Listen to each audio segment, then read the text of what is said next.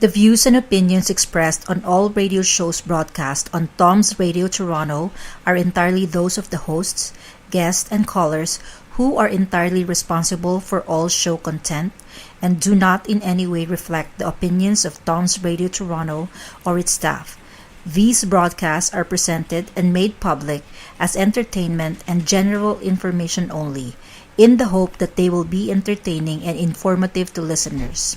They are not intended to diagnose, treat, cure, or mitigate in any way any disease or condition, or to promote any specific lifestyle, belief, religion, political affiliation, or other personal practice, nor is the information presented necessarily accurate or verifiable. Thank you so much, viewers. This is the Wisdom Show. I have to apologize. Today, the host of the show, Bruce, is not around. He has some health issues. But Bruce, I know you're watching us. We wish you get well soon, Bruce. Get well soon. We are missing you in the show here. So it's a program, is a continuation. And today, our last week guest, Gerard Londo, he's here in the room. He's here in our studio, live, ready to take us with the second chapter of Proverbs. I really enjoyed the teaching last week. Well, thank you. I really enjoyed it. And even the viewers, I have a lot of comments. They were really appreciating you for what you've been talking, although the time was too little. So today, I'm going to talk less. Our teacher is going to tell us more. Please, Gerard, introduce yourself to our viewers and take us to what you have for today. Okay, well, my introduction is the same as last week. I work at IBM. I'm the father of 4 children. As an observant Jew, I study a lot of the Jewish scriptures and the Torah, and I also do work on translations of Eastern European Jewish history, so I've got a lot of aspects of my life. Today, of course, we're focusing on, this should be closer. Today we're focusing on wisdom. We're going to spend some time on the second chapter of Proverbs, and then I'm going to take you through some other segments later in the show.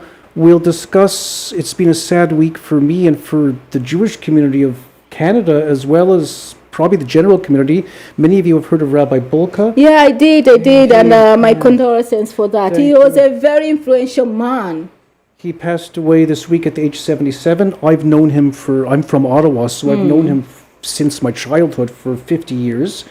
He married me 29 years ago yesterday. He conducted the marriage ceremony. We'll discuss him and some of his writings and some of his influence on Canada. And then in the latter part of the show, I'm going to introduce the readers to a different source of wisdom. It's Judaic source, but of general interest. It's Talmudic, or from the Mishnaic period. It's called the Chapters of the Fathers, Pirkei Avot, we call it in Hebrew, the Ethics of the Fathers. It deals with the adages and statements of wisdom given by the rabbis of the 1st, 2nd century of the Talmudic period, and much of it is applicable to general wisdom and not just specific to the Jewish people, but it's useful for the general wisdom in general. I really agree, because you know what?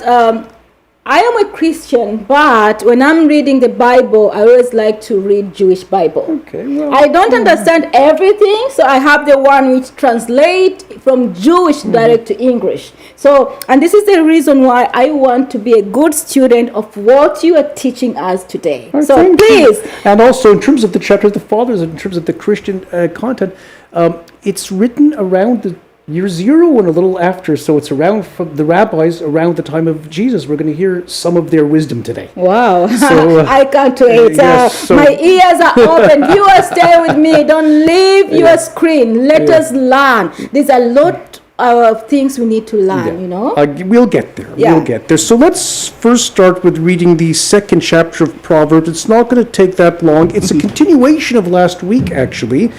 Last week we heard wisdom was the speaker. Wisdom was talking about that it should be followed, and if you don't follow wisdom, the problems that will happen. Now the narrator is talking again, and talking to the younger person, the child, and talking about, again, we're going to continue with the theme of the importance of wisdom. So I'll read. If anything I'll interpret a bit. If anything is strange, we can discuss. So it starts with my child. This is now the narrator talking. If you accept my words and treasure my commandments with yourself, to make your ears attentive to wisdom, incline your heart to understanding, for only if you call out to understanding and give forth your voice to discernment, if you seek it as it were silver, and if you search for it as it were hidden treasures. I'll stop here for a minute, and the commentators state, anybody will put a lot of effort into looking for silver and gold. You know, we all want lots of money.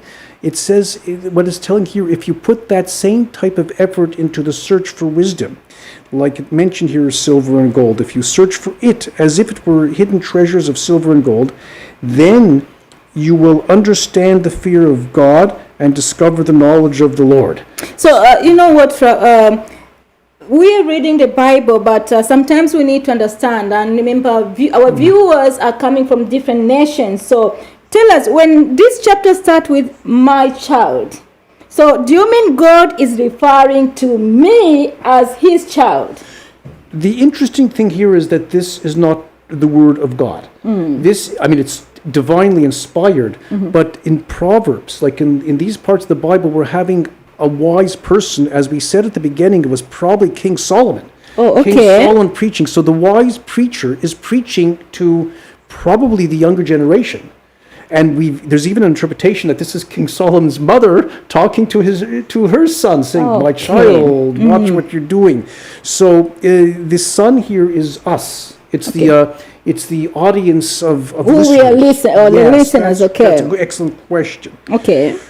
For God grants wisdom, from his mouth comes knowledge and understanding. So this is a reinforcement. We're seeing reinforcements of what we had last week, that the ultimate wisdom, we're talking not about wisdom, meaning can you open up a science book and learn all about astronomy or medicine. That's not what we're talking about. We're talking about life wisdom, wisdom of how to live a moral, proper, upright life.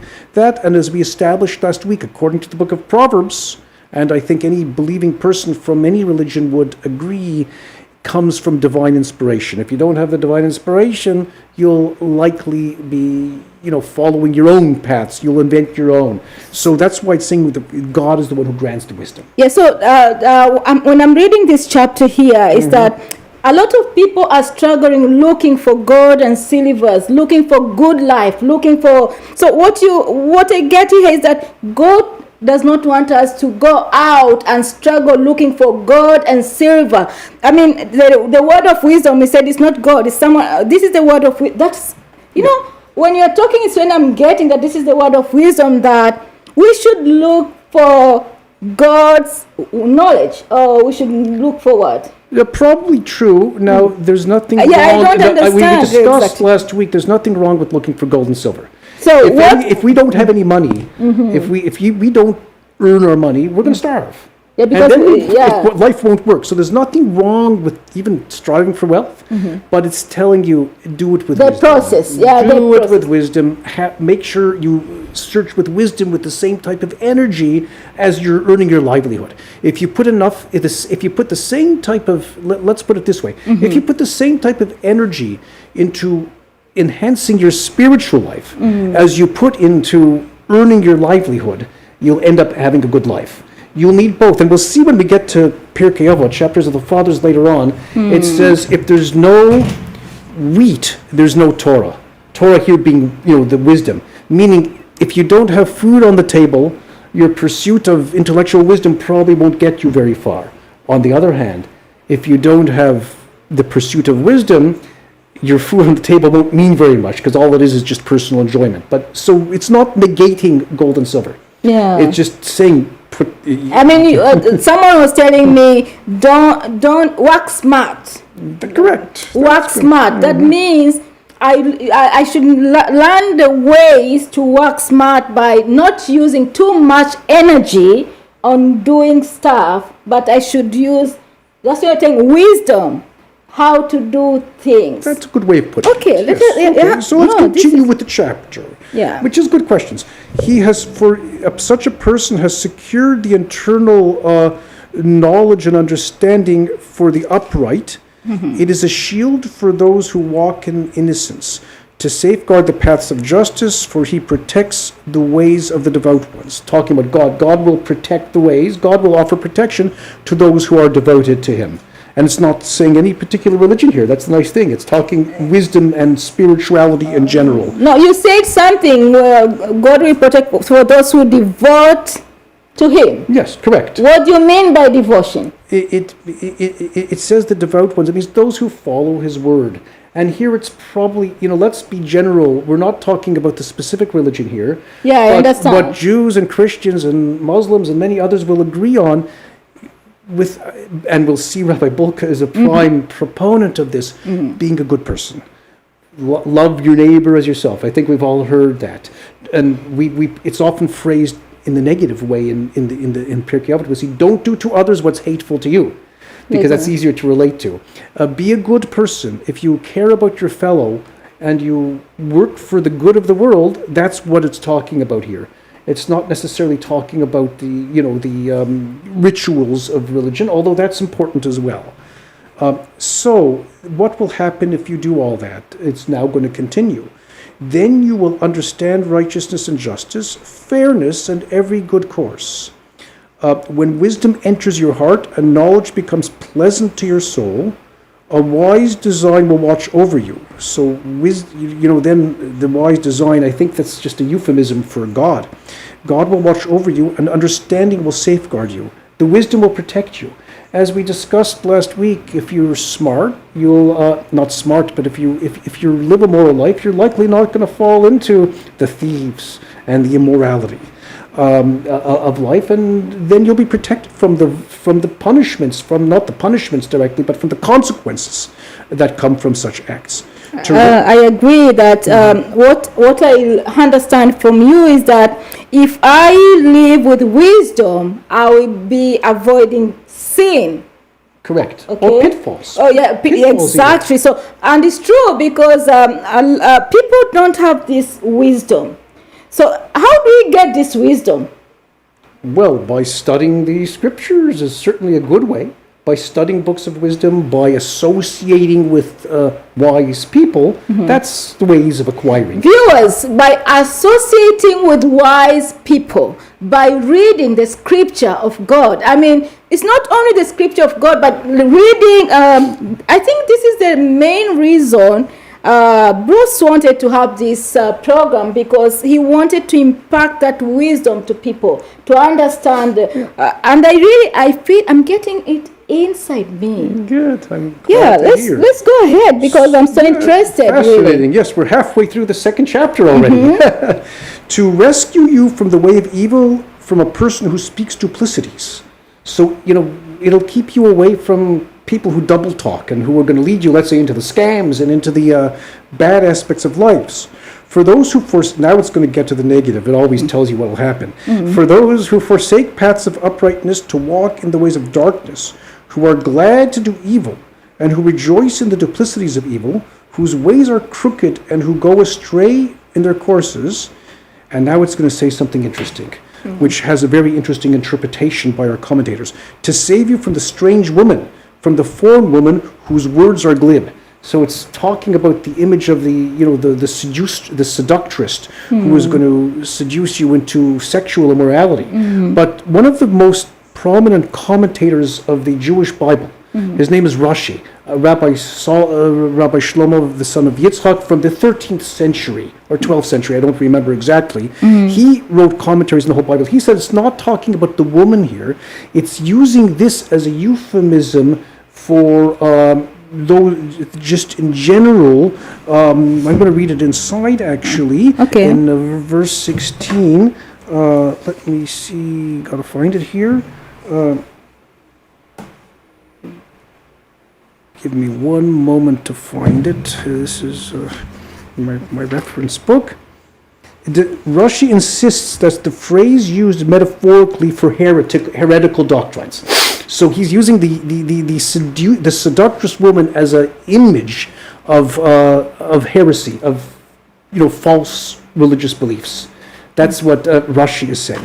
That being said, most other commentators disagree with him and say that this is talking about really a woman who is seducing you from a moral life. By the way, men can seduce women from the moral life too. It's No, not, it's not, it goes in both directions. I really, I'm concentrating. I know you are trying to explain something which is really, really important here. That when you are talking now, I feel that why we are destroyed. Sometimes we struggle a lot, but we struggle out of wisdom. When I'm reading this chapter, when you're reading this chapter, I find it to say something is wrong somewhere. Yes, that's correct. And it's going to continue now to discuss this image of this seductress who forsakes the husband of her youth and forgets the covenant of her God, for her house declines towards death. So it's saying what happens if that's the type of lifestyle one leads, it will eventually decline towards death. That sounds like going down a pit. And her course towards the lifeless, and all who come to her will not return, nor do they attain the paths of life. So if you fall into this trap, you're going to be caught in this trap, and you lose the wisdom of life. And now it's talking about at the end justice will prevail, the just will prevail. In order that you may walk, and now it's getting back to the good thing. It spent a few verses warning you about what happens if you fall into the traps. So now, in order that you may walk in the ways of the good and keep the paths of the righteous, for the upright will dwell in the land forever, ever, and the wholehearted will remain in it. But the wicked will be cut off from the land, and the faithless uprooted from it. So what we heard, this is the end of the second chapter. Wow. It's really a reinforcement of the first chapter. What we've had here is saying wisdom is good. My child, saying the preacher is talking to the people, follow the paths of wisdom. It will lead you properly. It will lead you into a moral, upright life. If not, you're going to fall into traps. And if yes, you will end up with living a proper life of justice in the life. It talks about forever. It doesn't mean you live forever. It's not. Nobody does. But it's saying that you will live in. Your lifetime will be spent in good and peace. Gerard, we are talking to our viewers who really need to understand exactly and learn all these things. So, what I learned from this chapter. It's very short, but I'm learning from last week continuation is that whatever we see outside, whatever we see happening outside today, the evil we see is because people lack wisdom. Yes, it seems to be that people lack wisdom, but it's moral wisdom. People lack, there's plenty of conniving, very intelligent scam artists out there, of course. But the wisdom is talking, the wisdom based on some higher morality. That is, without that, yes, things go off track. And I think that's what we're seeing here. Viewers, we are not talking any religion here. We are talking the real life. We are talking what is the problem today? There's a lot of problem going on today. Life has changed. People are becoming sometimes you see people behaving and you get shocked. Now I get it that we are lacking certain ways of doing stuff and living the life. Yes, so that's why I advise people to pick up the Bible, and even if you're not a formal practitioner of a religion, you don't go to church, you don't go to the synagogue, you're not going to the mosque, pick it up. There's a lot of wisdom in here, and especially this book of Proverbs. It's not just good to listen to me read it off, review it. This is they call it the good book, I believe. Don't they call it, especially in the Christian world, it's called the good book. It's the good book because it gives you good wisdom of life. I agree with that. And I've been telling people, viewers, that what you take in is what reveals yourself. So wow.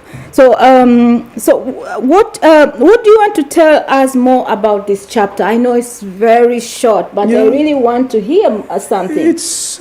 I think it speaks for itself. The nice thing about this chapter is that it's not deep. It speaks for itself. Live the good, wise life is really the good, wise, moral life. It's just almost begging you to do that. And that's really what this, to sum up the chapter in a quick sentence, that's what the chapter is about. Viewers, this is Wisdom Show. The Wisdom Show brings to you the wisdom talk. How should you live, but not only live, what you should have. You know, I'm having difficult to explain because this chapter of Proverbs speaks by itself. The way Jerody said, and I really agree. I feel so different when you were reading it, and I don't know why I'm touched this way. Let's go for a short break, and when we come back, I know we want to hear about Rabbi Burka and what he did, and he was an good man, influencer, I mean, a leader. So I really want to hear. Please, viewers, stay tuned. Don't leave your screen. DJ, take us for a short break, and then we'll be back.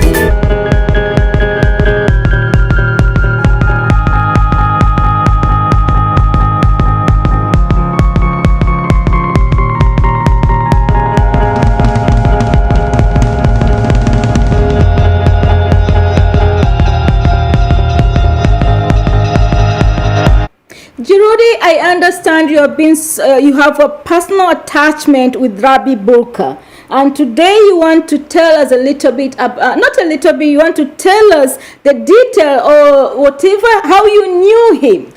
Okay, yeah. I will do that. Yes, I grew up in Ottawa, and Rabbi Burka was the rabbi of the local synagogue that I attended. He came to Ottawa in 1967 as a young man of 23, and he stayed at the synagogue for over 50 years. In so doing, he became very influential, not just within the Jewish community, but beyond. I believe that those who watched the official program at the Cenotaph on November the 11th, on Armistice Day, he was always the speaker there in Ottawa. As well, he promoted blood donations. His first wife died of cancer over 20 years ago, so he became very involved in cancer research. Not in doing it, but in promoting it. And in the last few years, one of his projects was kindness, just that people should be kind to each other. To the point that when he got sick and he became very ill with pancreatic cancer about 6-7 months ago, he was in the hospital. At the beginning, they found him on collapsed in his house, and somebody brought him to the hospital. When he got out of the hospital, he wrote a column in the Ottawa Citizen thanking the doctors and nurses and the medical professions. Now, of course, he had just heard a horrible diagnosis. That was kind of a horrible diagnosis, but what he thought about at the time was thanking the medical system for helping him out. There is a park now in Ottawa called the Rabbi Burka Kindness Park. As well, I believe the government has declared a certain week in February in Canada as Kindness Week in honor of Rabbi Burka. That's and great. There's a website, www.rabbiburka.ca, that's .ca, where they want to collect 1,500 acts of kindness. You walked somebody across the street, you donated blood, you helped a student who was struggling. They want to just hear a line or two about acts of kindness, and anybody can go enter that. So you can all look it up. Wow, that's very good. Yeah, I'm going to go to that website and see what kindness, an act of kindness I can participate in. Now, on top of that, Rabbi Burka wrote about 40 books. Now, not many people write 1 or 2 books in their life. He wrote at least 40 books. 40 books. I brought one with him here. You can see, well, it's hard to see his pictures on it. I think, just put it, I think the DJ can bring if you can, focus in, because you'll see his picture here. Answer and questions of the Spirit. Now, this book is based on, it was published in 2000, so it goes back 20 years. It's based on a religion column he wrote in the Ottawa Citizen. And they used to ask various Christian leaders, an imam and Rabbi Bulka, to answer questions of the Spirit. So it's short, it's got short little vignettes on multiple topics. I'll just give you a few of the topics and maybe a few of the things so you can see some of the wisdom of Rabbi Bulka. I'm ready to hear that because Sure. I really like the title of the book, Answers to Questions of the Spirit. That means a lot of people are asking questions about the Spirit, and we are going to get that wisdom from that. Correct. And again, this is not specifically Jewish, which is the nice thing about it. Here's the first question. I'm from a background of atheists, but want to embrace a religious faith. Which faith should I choose, and what should the basis be of my decision? I like that You'd question. expect if you ask a priest, they'll say Christianity. If you ask a rabbi, they'll say Judaism. If you ask an imam, they'll say Islam.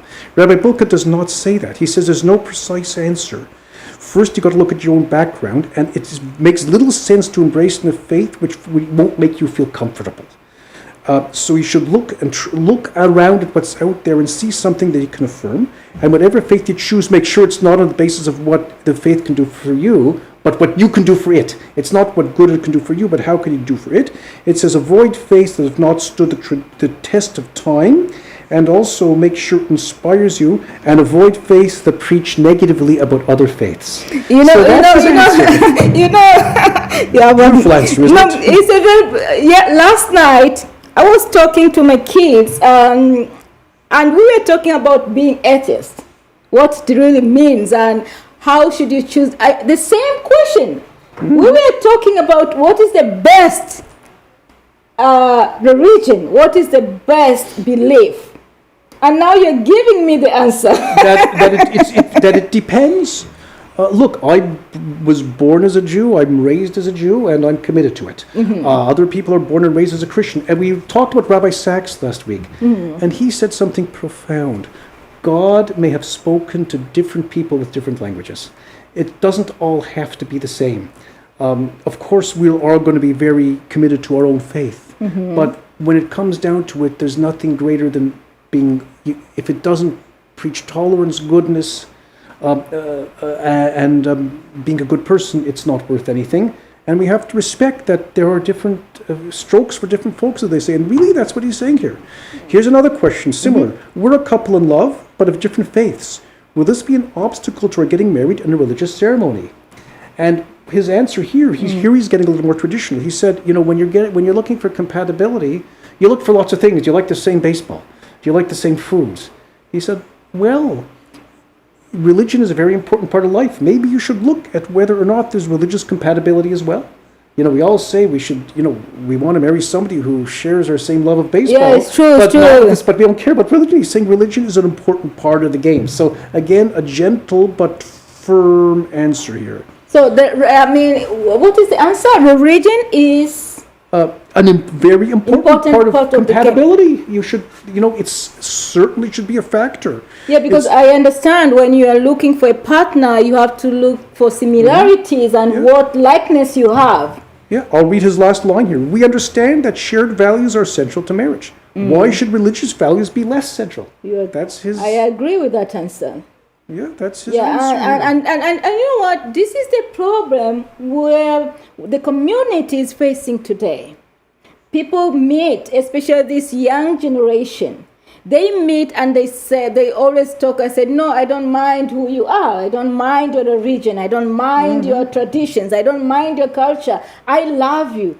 Is that love is not the only, for me, love is not the only together. The way you say things like religion, beliefs, traditions matters a lot. Indeed, that's exactly what Rabbi Bulka is telling you. So can you maybe try to explain to us, because I know you're very influenced by Rabbi Bulka and his writings and teachings. How do you take that, and how are you telling our viewers what it means? Well, if I were to ask Rabbi Bulka, or to have asked him, who should I marry, he would obviously have told me, find another Orthodox Jew, because that's integral to me.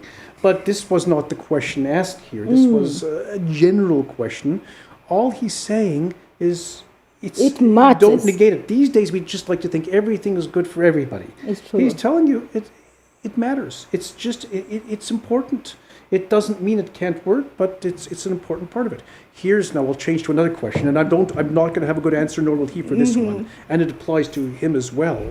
My daughter has just been diagnosed as having terminal cancer. How can I continue to believe in God? So that's the prime religion of any faith. Bad things happen to good people. And because I remember you told me the Yes. first wife died with cancer, and Yes. he also And now died he with did cancer, now, and yes. he was talking about cancer. He was an advocate of cancer. I wanted to ask you. So, if he was advocating about cancer, didn't he learn ways to protect himself? Now you are giving me an answer. pancreatic cancer, which is what he had. Often it's only found too late. You can only do so much. I myself am a cancer survivor, by the way. I had prostate cancer. It's been removed. But I've had my brushes with the fear of cancer as well.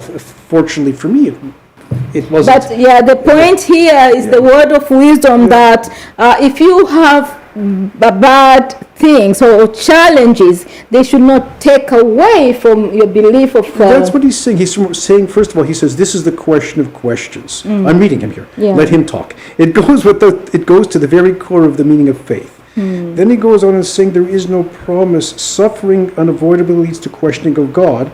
But if you don't have God in your life, you'll even have more questions. I think I've heard it worded differently. The atheist has to answer why bad things happen to good people. Pardon me. The religious person has to answer why bad things happen to good people. The atheist has to answer everything else. He said belief in God can only be valid if it's unconditional. Conditional belief, which he calls it stock market religion, is bound to unravel when the conditions are trying. And we're all going to have difficult times in life. None of us are coming out alive, as we know. In these trying times, when life's meaning is challenged, it is precisely our faith in that unconditional meaning of life via faith in God that helps us through the darkness. May that faith guide you, your daughter, and your family through this lonely valley, and may that faith give you strength. So that's his words. And he's not really giving an answer because there isn't a great answer to For that sure. question. He's a wise man. You know what? I was listening there. I said, this man was very wise because he tried not to offend anyone. Correct. Here's a good question now. It changes track. I want to get back to religion after many years of not attending. I'm attracted to a conservative religion because of the sense of spirituality I get at their services. I cannot practice this Orthodox religion because I am gay and have other theological differences. Is it proper to attend their services when I do not embrace all of their theological laws? Wow, that's a good one. Powerful one. And he says the short answer to your question is an emphatic yes. We're all hypocrites. None of us, it is proper to attend services in congregations in which you do not embrace all of the theological law. But another question I would have asked, if I would have a chance to meet him, I would say, are those people going to accept me? That's a good question. And he said, first he's saying, if the criteria for attending services to comply faithfully with everything, he says even the attending rabbi couldn't pass such a test. But, yes, what you're saying is correct. There may be issues of whether you'll be accepted or not. And we're not here to talk about the gay issue. It's a difficult question for us conservative religious people. This is why we talk about wisdom. We are not against what is there, what we see, because everybody has its own belief, but still you cannot force me to accept it. I always speak it openly, and this is why the word of wisdom is. He's advising if you're approaching it with humility. If you're going to go to advertise it,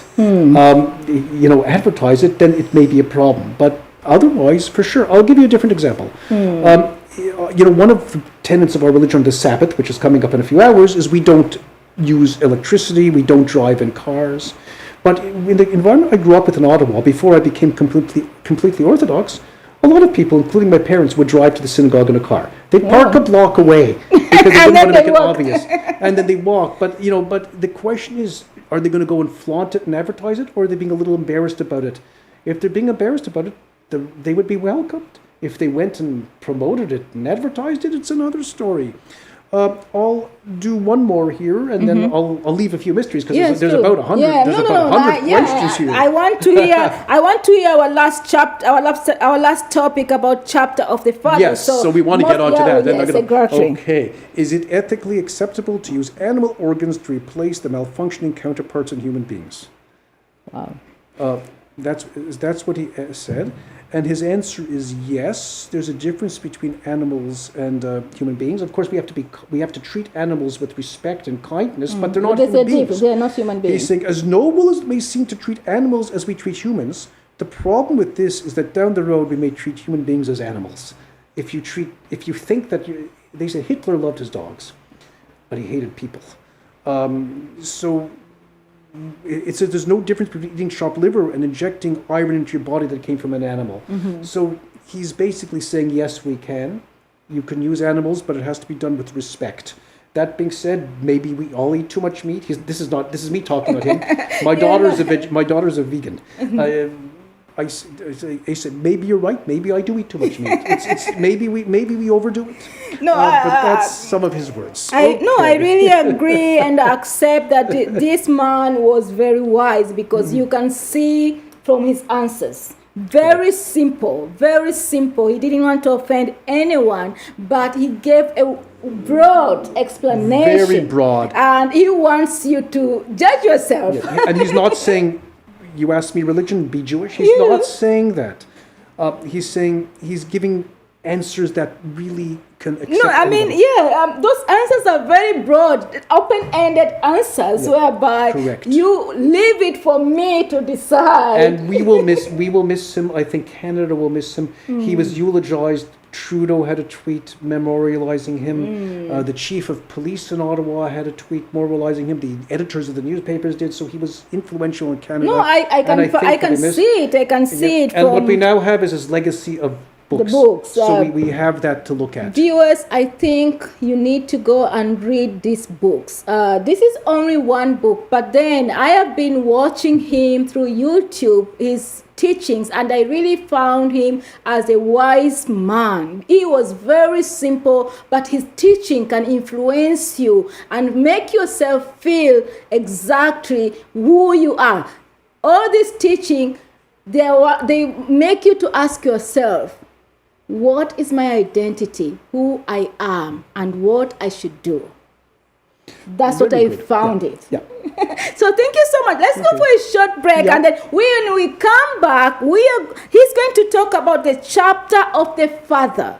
I believe a lot of viewers like me have never heard this chapter, so I'm ready to hear about it.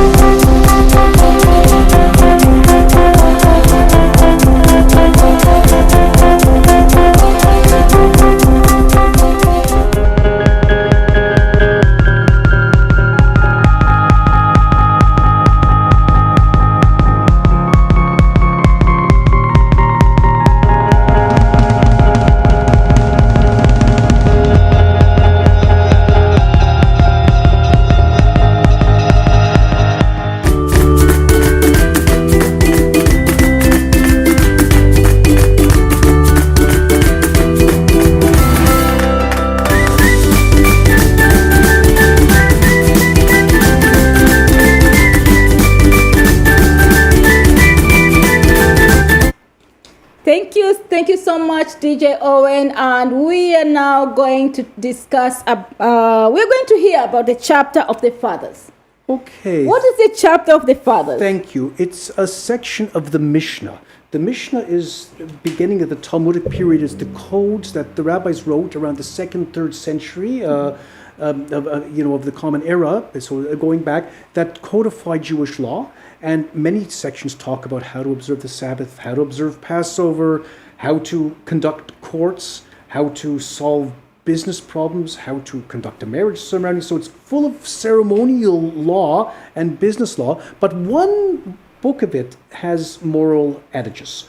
Talks about the rabbis gave over their moral lessons. It's called the chapters of the fathers being the saintly rabbis of that time, where they talked about morality and general statements of similar to Proverbs. So it's, again, something that you probably wouldn't have heard of outside of the Jewish faith, but there's many sections in it which are applicable to people in general, and I'll read some of them so we get a taste. And if I'm a guest on other shows, there's 6 chapters here. There's lots of stuff I really want to hear that. So let's move on. We'll move on it, and I'm going to start with 3 sections, short ones that talk about government. How do we approach government? And it's important to recognize it's written in the 2nd century. It was the Romans were in charge of Judea at the time. The temple had been destroyed.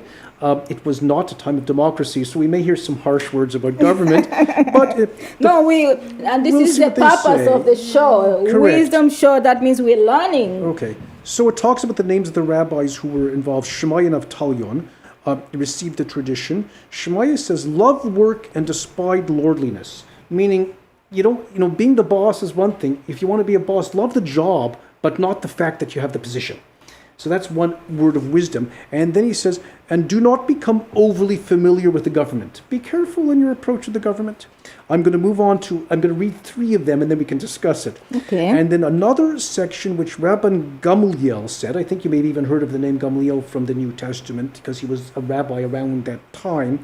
He said, be careful of the rulers because they befriend people only for their own benefit. They act friendly when it befits them, and they do not stand by somebody in his time of need. Putting it in modern context, when there's an election going on, they're going to want to, they want you, they're your friend. After the election, or they got a majority government, you call them up, you may not get an answer. And one more, just to balance it. Rabbi Hanina, the deputy of the priest, said, you should always pray for the welfare of the government, because if people did not fear the government, everybody would eat each other alive.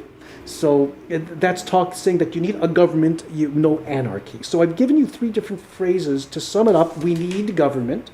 You got to have government, even if it's not the greatest government. But be careful with your approach to them. They're not really your friends. I agree. That's what it's saying on all counts. So it's words of wisdom that probably even apply nowadays. I mean, no, I really agree. That's why I'm smiling. I said, so these things are written, Mm-hmm. Sometimes we don't get the right things to read. Correct. That's true. But you can see how this is words of wisdom. I think I think approach the government. That's why I'm very excited with this. There are a lot of things we don't know. Correct. So now, I should tell you as well, by the way, Rabbi Bulka, we'll get on to him, he wrote a prayer for Canada that's used in many synagogues and churches throughout Canada, a very short one, saying, let's continue, he prays for the well-being of the government and that we should continue to observe, to enjoy Canada with its unity, but also its diversity. That was his short prayer for Canada. But on the other hand, I've seen a Jewish prayer book that was written for the Jews of the Soviet Union in the 1970s. That was not a good time to be a religious person, probably a Christian or a Jew or a Muslim in the Soviet Union. Well, I don't know how old you are. I remember the Soviet Union. I do. Wasn't good times. Yeah. And it said, we pray for the leaders of the Soviet Socialist republics, the promoter of peace throughout the world. Of course, it was a little bit of a lie, and it was a little bit of, because I agree. However, you're living in the Soviet Union. You had to pray for the well-being of the government because, as it said here, without some form of government, people will each other alive. I agree. So let's go one by one. You started with saying love the job, but don't love the position. What is that? What it means, if you're the boss of the company, you can say, I'm the big boss and I've got all these signs and everything. That's not what's important. What's important is to do the position, to fulfill the role that you're there for, to serve, not to gloat in the honor. That's really what it's telling you. Okay. Yeah. So, viewers, these are really wise statements we are hearing here. And then you say, don't approach the government. So, It doesn't mean don't approach it. It means it's. I think that's a little bit of a misnomer. We have to approach the government sometimes. Be careful. but be careful cautious. when you approach it. So, can you go in details? How do you understand that so that Yeah. our viewers also can get the Well, I mean, concept? everybody can probably figure out from their own because it works a little. It depends on what you need the government for. Like if you call the MP's office, they'll answer you. But it means don't try to become overly friendly. They're not really out there to serve you. First of all, in a democracy, they're going to have to serve everybody. It may not be, may not get everything you want. Also, the people who are very, very friendly with government. Yeah. With the government, really, they're out for themselves to some degree to keep their positions. I always So be cautious. It's really cautious is the word here. Yeah, go I ahead. always argue, not argue, but I always talk to our host here, our studio manager, that leaders are not politicians. Politicians are very different, and politicians are the one who are in government. So I always say, no, leaders are not politicians, but you can be a leader and be a politician. Correct. That's very true. Yeah, you can be a leader and be a politician, but not all politicians are leaders. Correct. If you're a politician, you should try to be a leader. And I think that's what it's telling you. Here. Exactly. So when you are talking about be careful when you approach the government, I really feel this statement that not the leaders, the way you approach them is not. It's not really what you think they are leaders that they can get. You can get exactly what you want.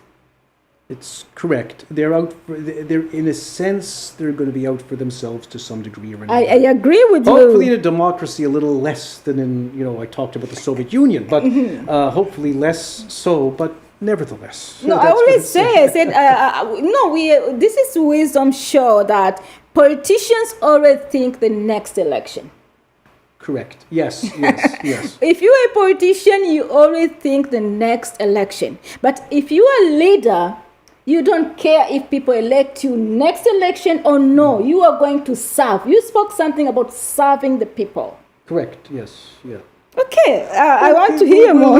Now let's turn to some of the other ones. There's lots in here. We're not going to come anywhere near completing it today. I know, but by the way, there's 6 chapters here. Every Sabbath during the summer, we read one of these chapters in our tradition on Saturday afternoon. We go through 4 cycles of the summer of it.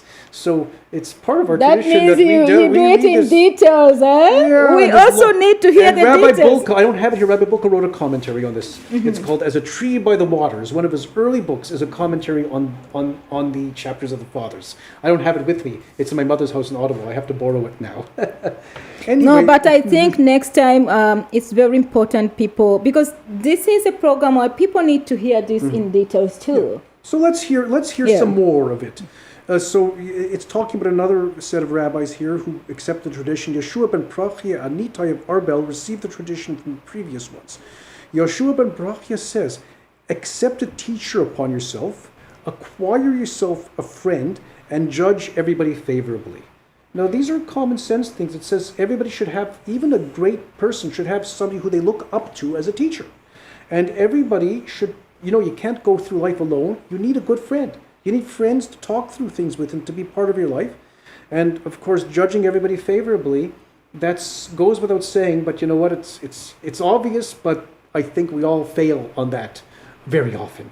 It's hard to judge people favorably all the time, yet it's telling you we're supposed to. We're always supposed to think that people are out for the good. No, it doesn't mean, I should say, it doesn't mean if the scam artist, I keep talking about the scam artist, if you get these calls, I get these calls. I know, I get them a lot too, yeah. It doesn't mean you have to judge them favorably. If you know what they're about, you're allowed to protect yourself. No, the first time I got the call that your CRA account is going to be blocked, I spent 2 hours calling CRA, then the CRA told me, those are scammers. I said, okay. Correct. You can watch out for yourself, but also you need a guidance. If you're meeting somebody and they're of goodwill and then they make a mistake, if your friend makes a mistake one day and you think it's a personal slight, judge favorably. And by the way, if you judge favorably, you may be judged favorably. I think last week I mentioned what goes around comes around. I get that. I really understand so what here's another one, the next one. Nitai of Arbel said, keep away from a bad neighbor and don't be associated with wicked people and don't despair of retribution. But don't despair of retribution means if people are doing bad things, eventually they'll suffer for it. It may not be obvious, it may not be right away, but eventually they'll suffer for it. So other words of wisdom here. Let's look at another one now. Talking about judges here. This is now talking about people judge. Now, it's not just official judges, we all judge. Yehuda, the son of Tabai, and Shimon, the son of Shetach, received the tradition from the previous ones. They say when serving as a judge, don't act as a lawyer. That lawyers, of course, try to promote the good of one of the sides or the other. A judge is not supposed to do that. They're supposed to be impartial. When the litigants stand before you, consider them as both guilty, meaning you have to interrogate both of them properly and consider that they both might be guilty. But when there's dismissed from you, if they accept the verdict, consider them as innocent, for they have accepted the judgment. So it's talking here to a judge, but we're all judges in a way. Mm-hmm. When you're judging a case, treat all the parties as potentially guilty. When they've both accepted the judgment, then treat them as innocent. Another thing about judges here, we're talking a lot about judges today. Shimon the son of Shetach says, interrogate the witnesses extensively and be cautious with your words, talking about the judges or the interrogators as well, because they might learn to lie. If the lawyer or the judge asks the wrong type of questions or probes too much in a certain way, then they'll be encouraging the person to lie.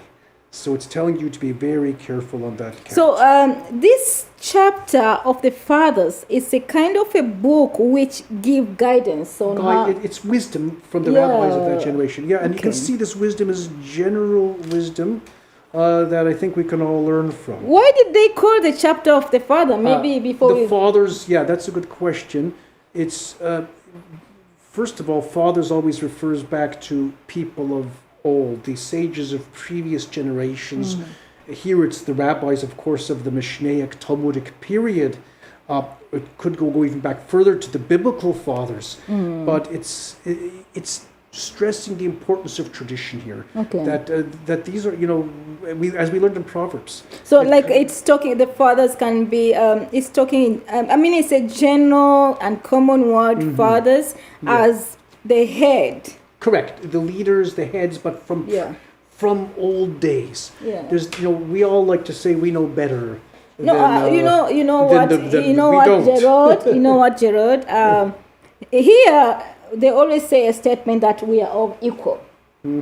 I agree that a man and a woman is equal. But I always say, no, we are not equal. A man will remain to be a man, and a woman will remain to be a woman. But when I'm reading, when you are talking about this chapter of the fathers, I think it's reminding me as a father, the head of the family, as a father, the head, as the father, the leader, as the father who has responsibilities. Yeah, now mothers have lots of wisdom too. Yeah. And as a matter of fact, in the Torah portion that we're going to read this Sabbath, which is from Numbers, we're going to read that, a few weeks ago we had the spies. The spies wanted to go back to, they said, we got to go back to Egypt, we can't go. They were men. This week, a little lesser known story, we have the daughters of Tzlafchad said, we want an inheritance in the land because we don't have any brothers, we want an inheritance in the land. Rashi, the same commentator I mentioned before, says, the men were saying, let's go back, we got to go back to Egypt, we can't do it. The women were saying, help us get an inheritance in the land. So sometimes women have more sense than men. So I agree. I don't think it's saying it's not meant to be sexist, but it's using traditional language of the father. No, I agree. Yeah, I really agree with you. And here's a great one now from Hillel. I think often people have heard of Rabbi Hillel, a famous rabbi from that period, and he says, "Be of the students of Aaron." Aaron is the high priest of the Bible, who was known as being a man of peace. Love peace. Pursue peace, love your fellow person, and help bring them closer to the Torah. So he's giving wisdom of life, peace. Loving peace and promoting peace is very important. Here's another thing he said, perhaps one of his most famous statements. It's Hillel again. If I am not for myself, who will be for me? You have to listen, I'll have to do this one slowly and be careful because it's got nuances. If I am not for myself, who will be for me? But if I'm only for myself, when am I? And if not now, when? Can you repeat again? Yes, I will. It's worth to hear this a few times. If I am not for, and I'll explain each of the three parts. Okay. If I am not for myself, who will be for me? If I don't try to make a good life for myself, or if I don't try to learn for myself, or gain wisdom for myself, nobody's going to do it for me. You can't delegate that. So if I'm not for myself, if I don't look out for my own good, nobody's going to. It doesn't mean some people won't help you. Yes, people will help you, and sometimes you fall into difficult situations, and some people can't do everything themselves. But if you don't make an effort, nobody's going to help you. But if all you care about is yourself, if you're only for yourself, when am I? You're worthless. You have to help others, and you have to be worried about others. If all you think about is your own self, when am I? Meaning you're nothing. And if not now, when? That means if there's things to do them. Don't put them off till tomorrow. It's basically saying don't procrastinate. A profound statement about how to live life and how to balance your own needs versus everybody else's needs. You've got to worry about yourself, because if you don't worry, as we said before when we're talking about silver and gold, if you don't have any money and you're starving, you're probably not going to do much good in the world. You got to worry about yourself.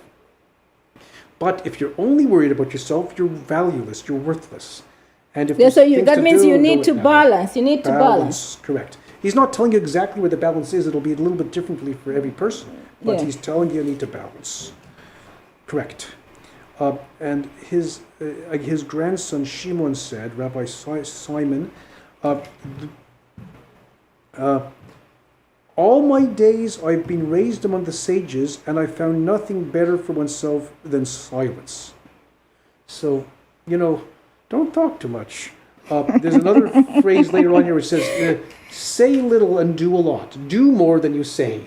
I think we probably had that in Proverbs last week. It's true. I always remember that. Be an actor. An actor. Of course you have to learn. If you don't learn anything, you won't know what to do. But if all you're going to do is learn, if all you're going to do is spend your time in the study halls, and you don't have time, and there's poor people starving outside, you won't be worth anything. And if you talk too much, it will lead to sin. That's what it says here. I just want to say something about Rabbi Hillel. Mm-hmm. He's a famous rabbi. He was extremely poor, and he didn't have enough money to enter the study hall. There's a story in the Talmud that says one day he put himself on the window of there was a window on the roof. He put himself on the window of the top of the study hall to listen to lessons. He couldn't afford the entrance fee. And it snowed that day, and they found him buried in snow. Then they brought him in and gave him a place in the study hall. So he observed the Torah from poverty, but he devoted himself to learning and to do good, and he came out in his later life with all these type of statements of wisdom. Wow. Okay, one more. I think we're reaching the end soon, and you can see this is endless. There's lots of stuff here. And again, it's Hillel who's saying, Rabbi Hillel, don't separate yourself from the community. If you try to live your life on yourself without being part of a community, you're not going to get very far. Let us talk about that. Sure, please. Don't separate yourself from the community. You know what? Let us talk about that, because I always look at the communities here. People embrace themselves. And this is the reason why I want to go out. I want to have Jewish friends, Filipino friends, black friends, white friends, because I feel that I should be associating myself with other people. So that word of wisdom, what does it mean to us? It's not necessarily talking about to be multicultural, although you can interpret that. It's saying don't just lock yourself in your house and live a good life for yourself. You have to be part of some sort of a community. You can't lock yourself off from other people's problems, from the world in general, from your city in general. You have to be part of the action in general. You shouldn't separate from the community. There's another statement, though, that says, it's not here, I'm quoting from another part of the chapter of the Fathers, in a place where there's no person, you got to be the person. Meaning, if you're in a community where where there's things that have to be done and nobody's doing them, then it's your job. And you can do it. You better do it. So it's talking about responsibility. This is talking about personal responsibility. It goes on and says, by the way, don't judge your friend till you come to his place. We had that in other words. Yeah, we had that for judgment, but yeah. It's saying it again, and you're going to see that over and over. Viewers, you see me writing here. I'm taking notes because I'm learning. DJ Owen, you better learn these words of wisdom, because this is a treasure house. Can't you see? It's a treasure house here. Sometimes, let me tell you, with this pandemic, people have been watching, people have been listening to negative stuff. And this negative information have impacted their life now. The way you said, we might not see the outcome of pandemic today. But believe me, in the near future, we are going to see the effects of pandemic because people have been feeding themselves different things. And now we are listening to the word of wisdom.